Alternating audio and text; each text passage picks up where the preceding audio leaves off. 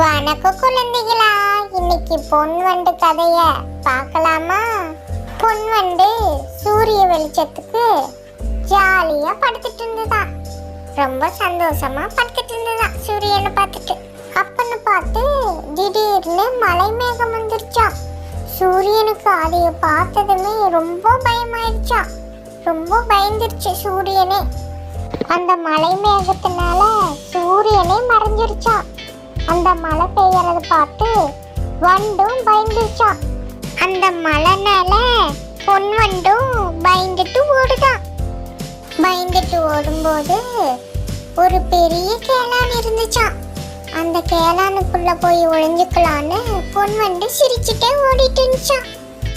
பொன் வண்டு அந்த பெரிய கேளானுக்கு அடியில உட்கார்ந்தனால அந்த பெரிய மலையில நனையாம தப்பிச்சிருச்சான்.